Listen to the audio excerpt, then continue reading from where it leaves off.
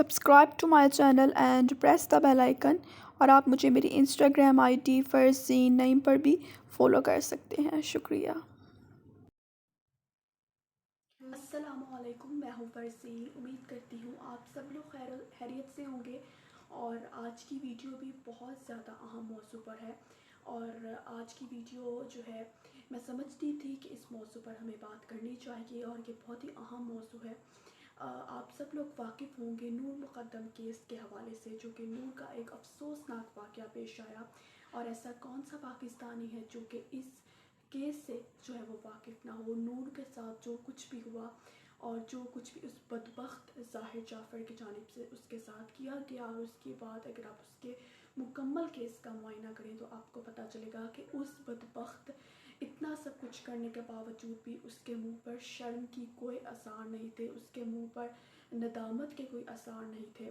ये हमारे जो है वो मुल्क के इंसाफ पर भी तमाचा है। और मैं उम्मीद करती हूँ कि अब जो है वो ज़ाहिर जाफ़र का केस जो है वो अदालत में जारी है और नूर मुक़द्दम के साथ जो है वो इंसाफ होगा। नूर मुक़द्दम साबिक़ सफ़ीर की साहबजादी थी और मुलज़िम की जानिब से कहा जाता है कि नूर ने जो है ज़ाहिर जाफ़र के साथ बेवफ़ाई करने की कोशिश की। तो मैं ये पूछना चाहूँगी, क्या इस मुआशरे में औरत इतनी सस्ती हो चुकी है कि अब उसको बेवफ़ाई की बुनियाद पर जो है वो मारा जाएगा और औरत को हर जो है वो इस तरह की जो है वो इस तरह की वजूहात की बिना पर मारा जाएगा? मेरी समझ से बालातर है। और मैं उम्मीद करती हूँ जो है वो अपने हुक्मरानों से, वज़ीर आज़म से, तमाम तर अदालतों से कि नूर मुक़द्दम केस में इंसाफ किया जाए और नूर को इंसाफ मुहैया किया जाए।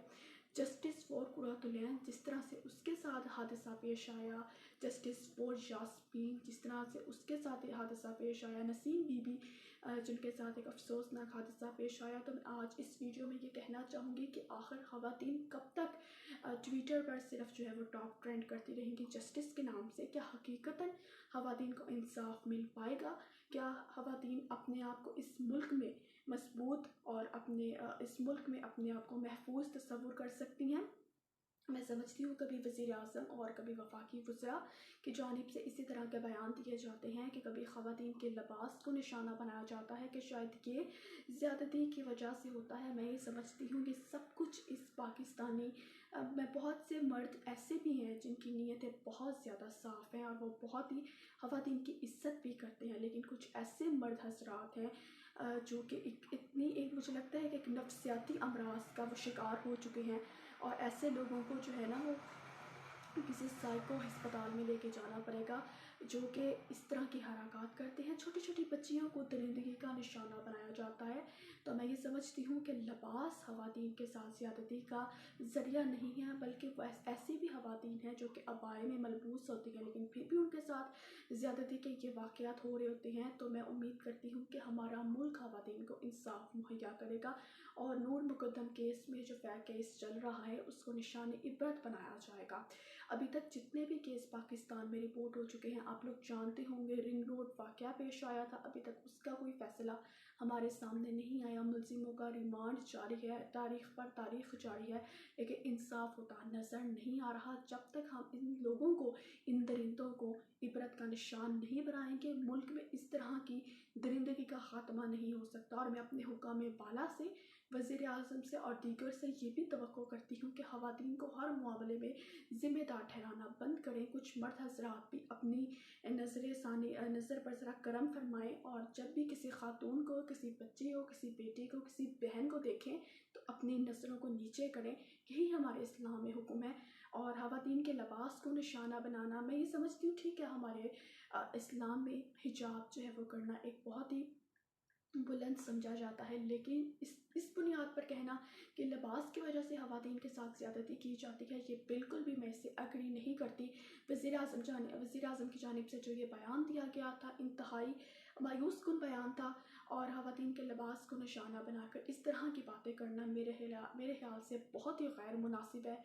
मर्द हज़रात को ज़रा अपने आप पर तवज्जो देने की ज़रूरत है। और यहाँ पर मैं वालिदैन को भी कहना चाहूँगी कि खुदारा जिस तरह अपनी बेटियों की परवरिश करते हैं उसी तरह अपने बेटों की परवरिश पर भी खासी तवज्जो दीजिए, उनको अच्छा इंसान बनाने की कोशिश कीजिए और बचपन से ही उन्हें किसी की बहन, किसी की बेटी की इज़्ज़त करना सिखाएं। जब आप उन्हें बचपन में इन चीज़ों के बारे में इल्म देना शुरू कर देंगे तो वाक़ईतन वो बड़े होकर ख़वातीन की माँ और बेटी की इज़्ज़त करेंगे।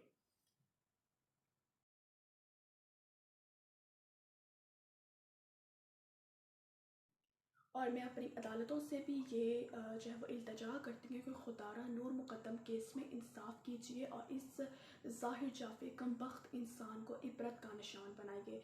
कब तक ख़वातीन के साथ ये जुल्म होता रहेगा? पता नहीं रोज़ाना की बुनियाद पर इतने केसेस पाकिस्तानी मीडिया में रिपोर्ट हो रहे होते हैं, तो पता नहीं ऐसे कितने केसेस हैं जो कि गाँव देहातों में हो रहे हैं और वो हम तक नहीं पहुँच पा रहे। खुदारा इसके लिए कुछ कीजिए, इन अफराद का कुछ नफ्सियाती इलाज करवाइए ताकि ये इंसान के बच्चे बन सकें। और मैं वालिदैन को भी कह सकूँगी कि जितनी सख्ती आप अपनी बच्चियों पर करते हैं, जितनी अच्छी तरबियत आप अपनी बच्चियों की करते हैं, बहुत अच्छी बात है, लेकिन इसके साथ साथ अपनी बेटों की भी तरबियत कीजिए। उनको किसी की बहन, किसी की बेटी की इज़्ज़त करना सिखाइए।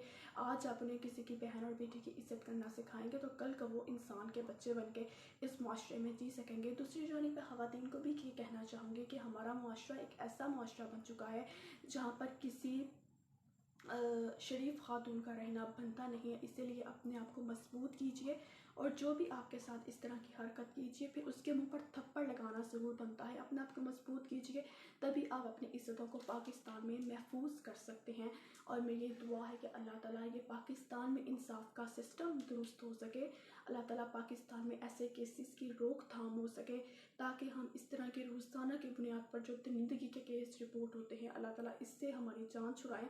और मैं ख़वातीन को, लड़कियों को स्पेशली कहना चाहूँगी कि आप लोग मत डरिए, अपने आप को मजबूत कीजिए और जो भी आपके साथ इस तरह की हरकत करते हैं उन्हें मुंह तोड़ जवाब दीजिए। मैं उम्मीद करती हूँ कि वज़ीर आज़म समेत दीगर अदालती हुक्काम इस केस पर खासी तवज्जो देंगे और मैं उम्मीद करती हूँ कि हुकूमत पंजाब को, हुकूमत पाकिस्तान को इस बारे में कोई ऐसा कानून पास करना चाहिए जिससे ये दरिंदे इबरत का निशान बन सकें। उम्मीद करती हूँ मेरी आज की वीडियो आपको पसंद आई होगी। अगर पसंद आई हो तो जाते जाते चैनल को सब्सक्राइब कीजिएगा और कमेंट्स में अपनी राय का इजहार भी ज़रूर दीजिएगा। मुझे दीजिए इजाज़त, अल्लाह ने के बाद।